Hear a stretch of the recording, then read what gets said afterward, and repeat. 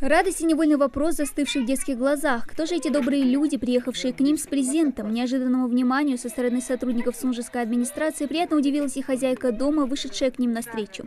Ветхий дом, 8 детей, отсутствие постоянного дохода, плюс хозяин дома перенес 2 операции, из-за чего не может работать. Семейное положение у четы Килоевых непростое. Ситуацию облегчает помощь от администрации. Совсем недавно сотрудники ведомства уже привозили семье продукты и решили снова повторить этот жест доброй воли, сходив в магазин и купив товары первой необходимости. Мука, масло, макароны и, конечно же, сладкие конфеты для 8 непосед, которые вовсю пытаются разобраться с новыми гаджетами и игрой Лего. Я уже собирать держу, а вот один дальше можешь собирать держу. Вот молодец.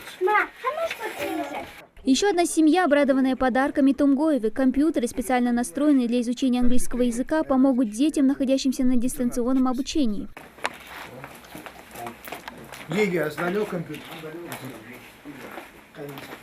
Я зима столчен, алхамдулилlah, делка, ты мастухам, я столчен, я когда, то есть, внимание уделить, я таган халвали, хаже, шухалары дахкуды, барка полчен.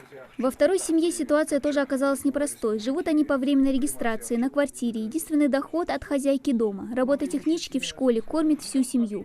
Муж по причине здоровья нетрудоспособен. Главная просьба главы семейства – помочь в приобретении земельного участка. Как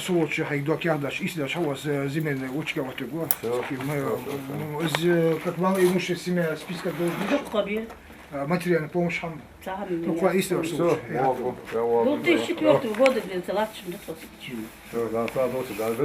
Благотворительная помощь оказывается в рамках вчерашнего обращения президента страны Владимира Путина к народу в связи с пандемией коронавирусной инфекции.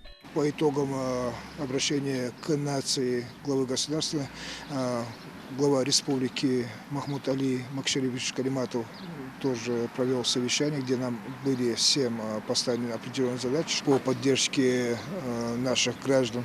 Особенно был сделан акцент, чтобы мы уделяли больше внимания малогодетным семьям, малоимущим семьям, семьям социально незащищенным. В ближайшее время глава администрации по совместительству руководитель местного отделения «Единой России» планирует по линии партии посетить людей пожилого возраста и при случае оказать им всю необходимую помощь.